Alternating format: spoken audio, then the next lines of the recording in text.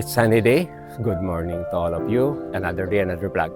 So today, I am in front of my house and the front of my bonsai materials here. So I just noticed some of my bonsai over there is only have 1/4 sunlight. So when I compare to the other side in the backyard, it's a full sunlight and it is very healthy. That's why I decided to transfer some bonsai materials on that area to avail full sunlight. So we'll transfer that one.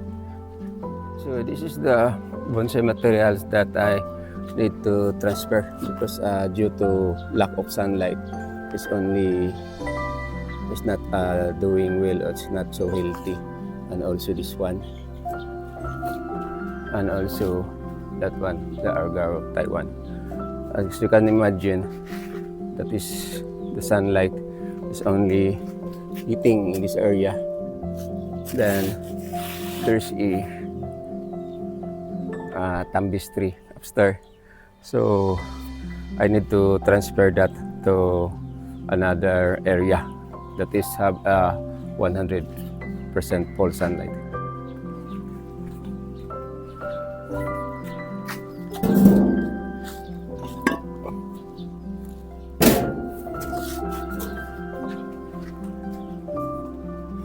So since I have a nice bonsai stand, so it's nice. This is a nice piece for this bonsai because it's removed little.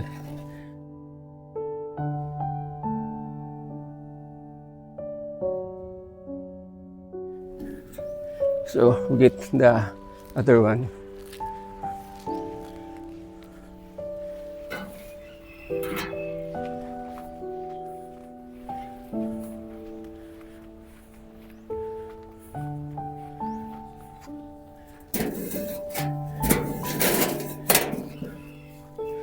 So this is the life of bonsai enthusiasts every day working on a bonsai.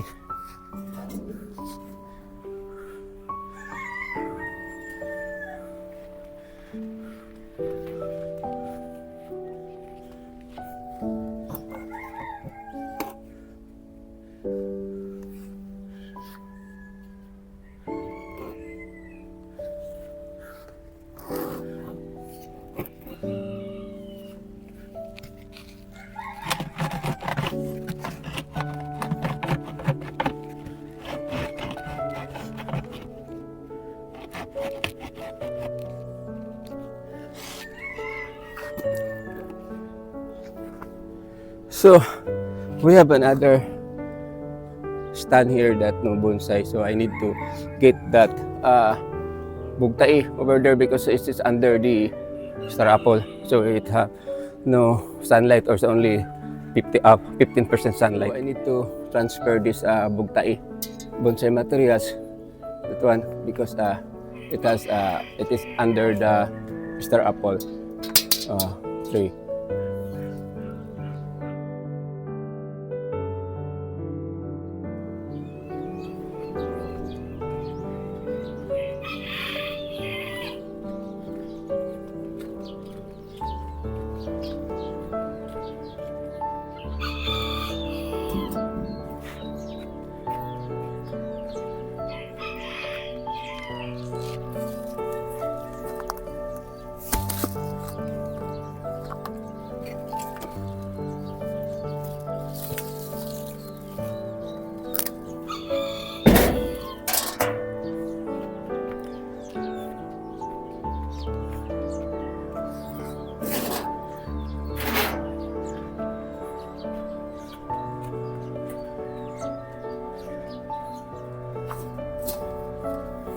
So this time, these bonsai materials will be happy now because they are already have exposed 100% sunlight.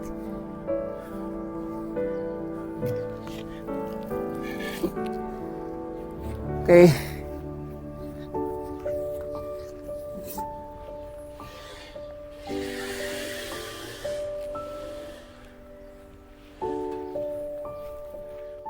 So time to return and watch my favorite channel. Oh, what is this? Got a nice bonsai materials here to be worked for today. So this is nice materials.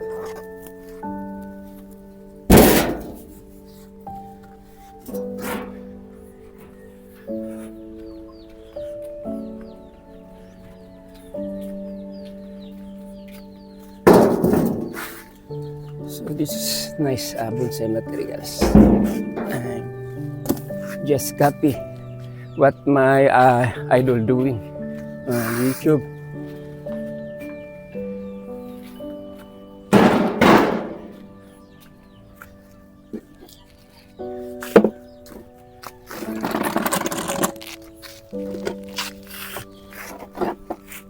So plenty of.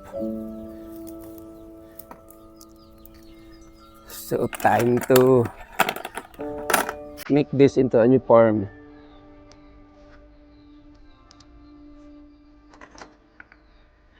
So that this curve here, this one will be emphasized.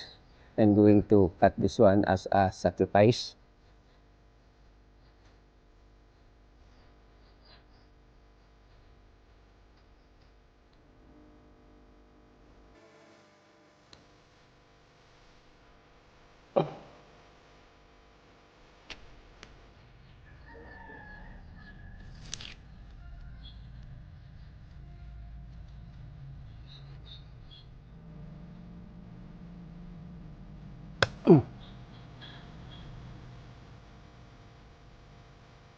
So we will plant this one.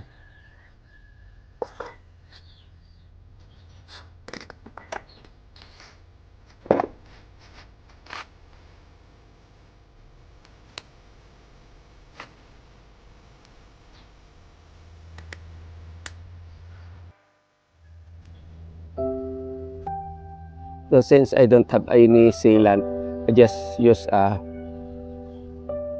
paint, or supposed to be used an immerse glue.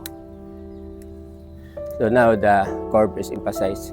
After that, I will turn this here like that.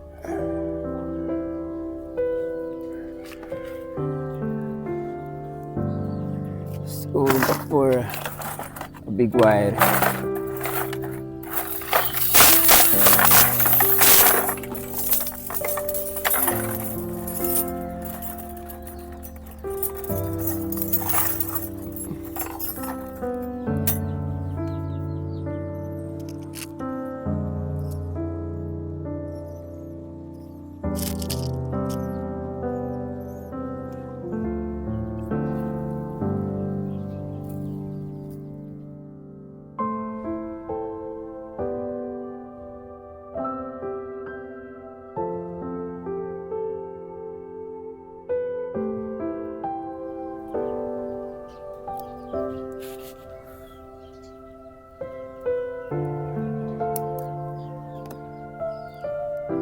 So I'm done with this bonsai materials that I cut this one off. So this is now my new form of bonsai, result of always watching YouTube to my idol. So I just copy, but this is material is very nice if this is a juniper or a black pine, or even though a tugas bato, but it is a pico, so the leaves is very big.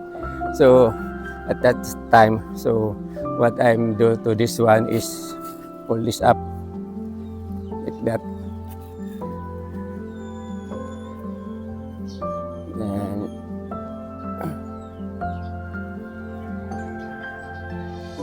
so the front of that is now the it looked like. So the front of this one is this side.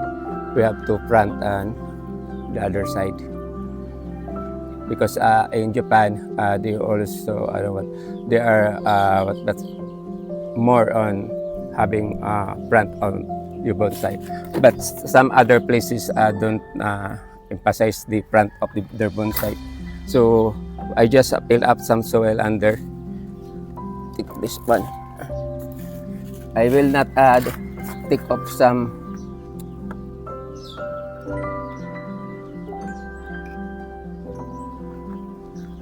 I will not take off some root or cut some root at this time because it might get a problem in these materials.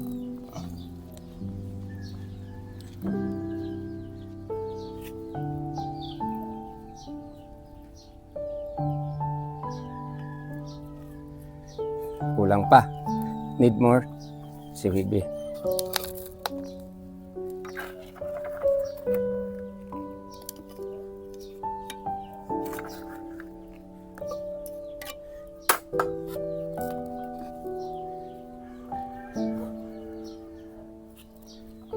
So I think that is enough. Then where's my kaka?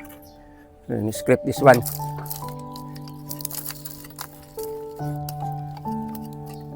To make a flat.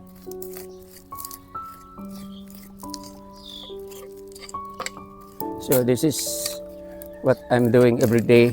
If I show something unusual in YouTube, then I like the style that they made.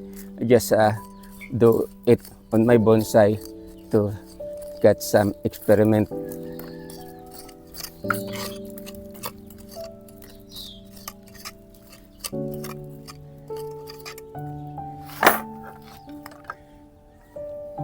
Where's my scissor?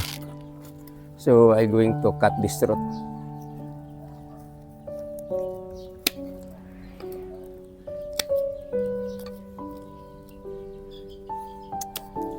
Got a problem of my scissor.